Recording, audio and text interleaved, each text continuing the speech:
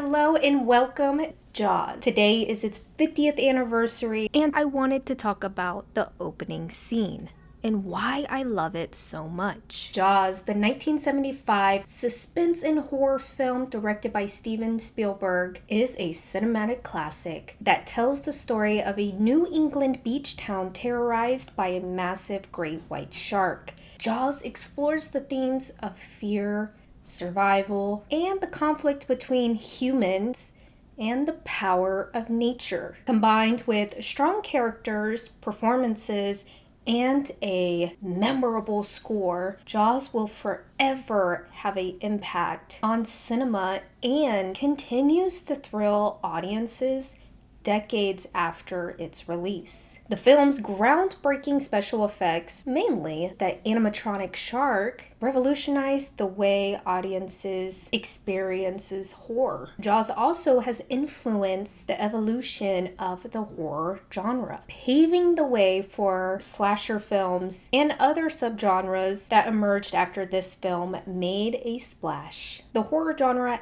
has evolved a lot, incorporating new themes and new techniques.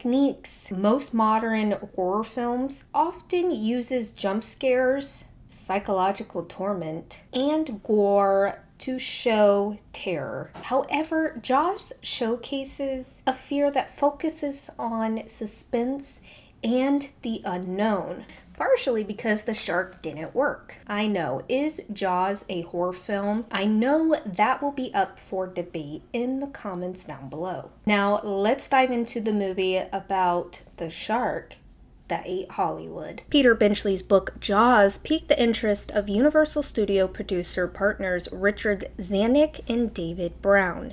The producer duo bought the movie rights for $150,000 before the book was even published. Brown's wife Helen was an editor at Cosmopolitan magazine. He found the story mentioned through her work. Attached to it was a note that said, quote, "Plot would make a great movie." In the opening scene, we get introduced to the shark's first victim, Chrissy Watkins. There we see her partying on the beach with some friends. She gives a college-age man some googly eyes, runs off with him following behind her. Tommy has clearly had too much to drink and is drunk. Does not join her for a early morning skinny dip. Now we are going to get into this movie's iconic opening scene.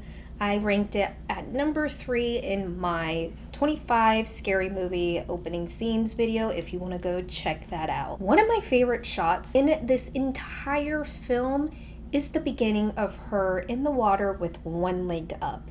And it goes down and it looks just like a shark fin. And what sharks do when they're about to attack, they go under the water. Here we see a POV shot with John Williams' Oscar-winning score playing. The scene was inspired by Creature from the Black Lagoon, which was released in 1954. POV shots are my favorite in the horror genre. Halloween, the beginning scene with killer little Michael Myers. Black Christmas, which was released into theaters around Christmas time of 1974, which is when Jaws was supposed to be released into the movie theaters. In Black Christmas, the opening scene, we do see a POV shot from the killer. And fun fact, Black Christmas inspired Halloween. Now, Chrissy seems to be enjoying her swim when all of a sudden she gets jerked around by something under the water. Now, I wonder what that could be. Chrissy's scene was shot in daytime. Coloring and shading was added later to make it look early dawn. This was also seen in the newer movie Nope. She wore a harness with cables attached to her. One cable was anchored to the ocean floor in front of her to pull her down, stimulating the initial jerk down by the shark. Cables on both sides of the harnesses were attached to 2 pilings and then extended to the beach. Teams of crew members, including Spielberg himself, pulled these cables back and forth to create side-to-side thrashing motion. To get a genuine reaction from Susan, the crew did not warn her exactly when she would be pulled. especially for the initial underwater yank. Later on in life, Susan would say that she was not hurt during her performance, but I guess to make the gurgling sound of Chrissy drowning, she was positioned with her head back in front of a microphone while water was poured down her throat. With Tommy's shot, this was actually shot when the sun was coming down. What makes the scene terrifying is that we don't see the shark.